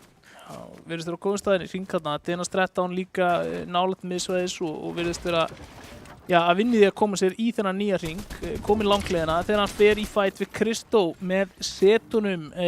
Það er setu Kristó og Denas þarf að passa sig þarna en það, hinn óvinjulegi Kristó, ekkert lampa að leika sig við. Já, Kristó með 4 fellur hérna í leik 2 kvöldsins. 18 spilarar eftir, hann er að fara örugglega að fylla á skjöldin sinn síðust mér. Já, Kristó, þetta er það sem við sáum líka leik 1. Hann var rosalega duglegur að koma sér snemma inn í hring. Þannig að hann spilar þessa seinni hringi rosalega vel. Það virðist vera svolítið styrkleikinn hans. Þannig að ég held að við séum að fara að sjá hann fara í topp 10 ef ekki topp 5. Bara út frá því hvað við höfum séð frá honum hingað til, út af því hann er komin svona langt inn í leikinn. Einmitt, hann gæti verið að fara að sækja sér í fullta stigum sko. Með því að vera hann í topp 5 ef hún tekst að herru Benni svakar að falla fyrir Dena sýnist mér. Já, og ég held, sjáu þið, Denas, hann er ennþá með hauskúpurnar. Hann veit nákvæmlega hvað hann er að gera með þessar hauskúpur. Já.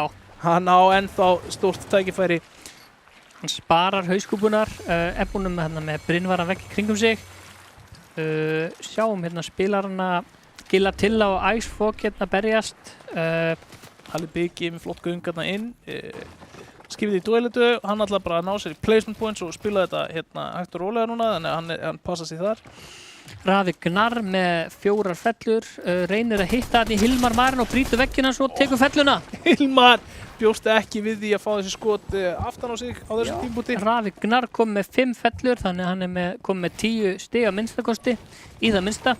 16 spilarar eftir og hringurinn þrengist og þrengist. Við erum komin í 8. hringinn. Og já.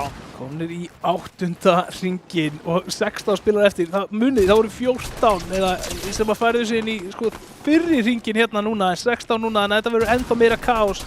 Bjarki Panda og Brexit þarna, DNS á flegiferð. Yes, og þarna nýtir hann hauskúpurnar, kemur sér langleiðina, Bjarki Panda með mögulegst skotfæri að hala blika og Brexa. Bjarki Panda ekki með neina fellu en ágætis lút og 45 byggingarefni. Og finnur hann nei, hann geigaði skotinu. Reynir að komast inn í hringinn hratt. Og fattar ekki anstæðingun á loftið hans, þannig að hann þarf að færa sig set inn í annað box þarna. Býst við því að taka smá skaða frá sóninu, ætlar að neyða anstæðingin sinn til þess að hreyfa sig á undan, gerir það. Mikinn skaða frá sóninu. Kristó kom með enn eina felluna, 5 fellur á hann núna, en þetta er málið sko. Bjarki Panda stoppar þarna fyrir utan hring, byrjar að nota medkit sitt, en allt sónið er að halda honum. Já, Kristó á móti Glix hérna. Kristó gæti verið besti boxfætturinn í þessu móti. Tekur Glix. Næstu því, tekur Glix. Fallegt! 7. fellan hans. Fallegt angól sem hann býr til þarna með þessu edit á gólfinu, nýtir sér alltaf fórskot sem hægt er að finna í þessu boxfætti. Já, er að nota míniskildinu sína á nóg af skjöldum eftir Fishberry og Splash og ég veit ekki hvað og hvað, með fjólubláa byssur á móti Brega Uno. Hringurinn nálgast óðfluga, þannig að hann þarf að hoppa þarna í kring, hoppa út úr hringnum, 16 þar. En Bjarki Panda þarna við hliðina á honum. Kristó kemst samt út, reynir að skjóta þarna Brega Uno og Bregi Uno þarf að fara að byggja í kringu sig og hann þarf að gera eitthvað, en Kristó fer gegnum hringinn, það skýtur hann aðeins áfram og leita núna að tökum og þetta er nákvæmlega sama. K-brím aðeins. Hann hefur alltaf gert þetta. Já. Færi sér snemma, hann er með bakið í hringinn og hann heldur öllum sem er að fara inn og DNS, Dreaddown, ekkert eðlilega lár og það þýðir að Kristó finnur litina af blóðinu og fer beint að berjast vegginn hans. Já. En það gæti verið mistök að Kristó lendir í vesinni. Já, fljótur að splasta sig aftur upp, komin aftur í 88 helða eftir 50 með 50 byggingarefni og á bara 2 brynvarða veggi eftir. Já, DNS Dreaddown ennþá lífið þarna en er að taka skaða fyrir utan storminn. Hvað getur hann gert til þess að koma sér út úr þessu? Finnur hann sér eitthvað tækifæri? Já, finnur sér góðan séns og einhvern veginn lauma sér í hringinn og meðan allir er að spá einhverju öðru. Kristó með setu með hægkraftin. En Kristó, hann er svo lár! Og Ravik Breki Uno tekur út DNS og Kristó svarar síðan og tekur þá báða út á móti. Já, 7 fellur hjá Kristó sem að gæti orðið sigurveri kvöldsins, en það eru 2 Kristóar, 4 eftir heildina. Kristó með setu með hægrándið, Ravik Stefán og K-brím hérna í miðjunni og Kristó neðstur. Þeir nota brynvaru veggina alveg óspart. K-brím virðist vera að falla hérna í storminum. Já, K-brím. Nei, rétt svo kemst inn en Kristó réttum maður á réttum stað segir 2 stig. Velkomin í hringinn með einu góðu skoti beint framan á hann. Já, Kristó með setu á móti Kristó sýnist mér. Þetta er baráttan. Þetta er baráttan sem við höfum séð. Kristó með setu hittir Kristó þarna. Það getur bara verið 1 Kristó og hver verður það? Verður það Kristó eða Kristó með setunni? Já, þetta er bardaginn sem vorum að bíða eftir. Kristóin er 2 mætast. Kristó með setu með yfir höndina. Eða hvað? Nei, þú veist, Kristó er með hægrandið og sérðu, nær einu takki þarna. En við erum komnir í það að þetta verður basically bara heal-off hjá þeim núna. Já. Hann er með nóga healum, hoppar þarna. Þá er allt græna healið búið hjá Kristó. Kristó, það er að segja, maður getur ekki bara sagt Kristó. En hann gerir rosalega vel þarna, en þarna kemur Kristó, challengear hann fyrir hægrandið og núna er það Kristó sem er á hæðinni og hann tekur síðasta skotið. 8 fellur og annarsætið hjá Kristó og ég sá ekki hvað Kristó með setunum fekk mikið af fellum en hann tekur fyrsta sætið í þessum leik. Já, gaman að sjá Kristóan að berjast Þeir eru búin að vera að berjast hérna topp sætin hérna, þannig að þetta er spennandi. Já, fyrir þennan leik var Kristó með 40 stig í Já. 4. sæti. Einmitt. iCrystó var dottinn held ég aðeins neðar. Já. En núna sjáum við hvernig tablan stendur eftir þennan leik. Ekkert hella góði leikur. Nei, sammála því. Við sjáum það að Denas með 2 sigra og 17 fellur er með 99 stig. Hann er að nálgast 100 stig. 99 stig og iCrystó saxar allan fórskotið 60 stig og svo þar fyrir neðan Kristó með 58 stig. Nei, heyrðu, hún er að uppfærast hérna stigtablan. Já, hún er allavega ekki í réttri röð eins og hún er þarna. Nei. En sko, það hlýtur að vera einhverju Fortnite hæfileikar faldnir í því að heita Kristó. Algjörlega. Maður þekkir einhverja Kristóa sem eru góðir í Fortnite, sko. Þannig að Já, það fylgir nafninu. Bara ef þú ert að horfa á heiti Kristó og ert ekki að spila Fortnite, þá veit ég ekki alveg hvað þú ert að gera, sko. Það er nokkuð ljóst. Það er Íslandsmeistarabót sem býður eftir þér. Algjörlega. Förum að stofnum bara Kristó-deild. Já, Kristó-deildin. Já. Sko, ég vil tala um nokkra hluti eftir þennan leik. Fyrsta vil ég tala um hvernig leikunum spilaðist heilt yfir. Já. Það var, myndi ég segja, meira um varkárni og spilarar að draga sig úr barnum sem þið kannski held að þeir væru staðið höllu fæti í. Sammála því. Eitthvað sem við höfum ekki síðan neinum öðrum leik fyrir núna. Akkurat. Það hafði þau áhrif að voru fleiri lifandi þegar við fórum inn í seinni hringina. Algjörlega. Sem að gera þá verkum þá að hvenar þú hreyfir þig, hvernig þú hreyfir þig og hvar þú tekur upp stöðun í hringnum skiptir ennþá meira máli. Það skiptir alveg sköpum, sko. Þannig að kemur ekkert á óvart að Kristó hafi komið svona langt að því að þetta er nákvæmlega sem hann gerir svo vel. Einmitt. Stendur sér mjög vel. En það sem voru á móti þessu var relax Lester. Já. Það voru enga bremsur á þeim manni í þessum leik. Hann ber ekki nafn með réttu. Nei, þú veist, hann var bara, heyrðu, C-player, shoot-player, sko. Þú veist, það var bara ekkert þar á milli.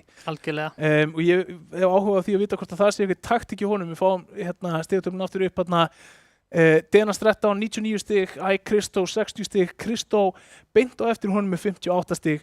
Marcin ennþá skila alltaf solid árangri. Hann er bara einum geggjum leik frá því að komast upp í topp 3 hérna með 45 stig. Relax Lester, sjáuði fellunar. Hann er ekki einu svona að komast sko, þú veist, stanslust inn í leitgeimið. Hann er með 30 stig sem koma frá fellum. Akkurat. Það er bara mjög flott hjá honum. Og Elko-deild Emil í 7. sæti, Steven 144 hertz að færi svo ofar, Ravik Breki Uno 8. sæti, Casey Stone í 9. sæti, Steini 23 og Ravik Lex í 11. sæti. 2 frá Ravikarni í topp 11. Já, það er eitthvað í vatninu á Reykjanesbænum. Getur staðist það. Það er bara svolítið þannig.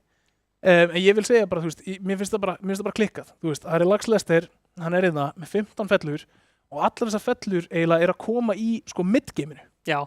Það eru 4 leiki búni núna og við eigum þá 16 leiki eftir þannig að það er nóg af stigum í pottinum. Þessi stigatöfla á eftir að breytast. Það er bara spurning hver er að fara að taka toppinn. Allan daginn sko. Ég meina, þú veist, það er sko, ég skal hundur heita ef að stigatöflan verður nákvæmlega svona í lok tímabils. allavega topp 11 sko. Það er það mikið að breytum. Við vitum samt að einhver Kristó á eftir að vera eitthvað mjög ofalega sko. Saman hvort þessi iCrystó eða Kristó með setu sko. Já og bara, ég meina, núna fyrir við að sjá hvað kemur upp meira frá þessum spilunum, skilur við. 2 kvöld. iCrystó búin að vinna, þú veist, og í einum leiknum þá var Kristó með setunum í topp 2 eða topp 3 á móti Denas held ég. Ég held að þetta hafi verið Denas á móti Kristó í lokin. Já. Svo erum við með kvöld, svo erum við setileikin, Denas vinnur. Leikurinn nummer 1 í kvöld, Denas vinnur. Leikurinn nummer 2, Kristó og iCrystó í síðustu 2. Ég held að hérna spilararnir þurfa að fara að kíkja á þessa spilar og hugsa hvað eru þeir að gera rétt. Það er rosalega mikill munur á fyrsta og öðru setinu. Þetta eru 39 stig eða eitthvað svoleiðis. Denas bara búin að mæta í alla leikina. Já. Nú er það virkilega góður í þeim öllum. Ég sá reyndar að, ég er búin að tala alltaf mikið Gnar núna. Hann tók hrifin, sagði ég fyrir seinni leikin að hann tók því persónulega. Hann felldi þarna eitthvað 6 og það ekki? Jú. Og var á 12-takanum allan tíman. Já, það var svona þetta mótvægi. Við held ég bara spilarna sem vildu svolítið komast bara sent inn í leikin. Þú veist, og hérna þannig að ég er með áraskyndilegast og svo er ég með hérna sko iCrystó en líka bara aðri leikmenn sem við sáum hérna sem er bara með fundamentals. Þú veist, bara hvernig þeir fæta. Algjörlega, þetta er flottu stíl hjá þeim og mikil herrkænska hvernig þeir spila eins og þú segir. Já, þú veist, þeir eru að berjast vel fyrir veggi, þeir eru að berjast fyrir golf, þeir eru að búa til svona ákveðna sjónlínur í gegnum bildina sem geta komið anstæðingum á óvart. Já. Og þetta er bara eitthvað svona ég bjóst ekki við myndum sjá þetta á þessu leveli bara í íslensku deildinni í leik 4. Algjörlega. Ingi, top 10 heldur það ennþá sem verið top 10? Já, ok. Það er bara ekki hægt að sanna, ég er ekki hérna. Þetta var bara stöðu check. Ég veit að það er góð leikur Já. samt. Það geggjaður leikur. Ég var límdur skjáin alltaf tíman, sko. Ég skemmti mér alveg konunglega og ég verð að segja, mér fannst þetta vera bara betur spilað. Ég veit ekki hvað það var, en þetta var bara betur spilaður leikur heldur en fannst mér bara fyrstu 3 leikinir. Ég veit ekki, þú veist, don't call me out on it, skilur, en bara það var eitthvað við hennar leik sem ég var bara, mér finnst þess að ég sé að horfa á bara topp talent hérna í Fortnite. Algjörlega, það er hárrétt hjá þér, Ólafur. Já. Það gæti líka verið hvernig við erum að sjá hlutina.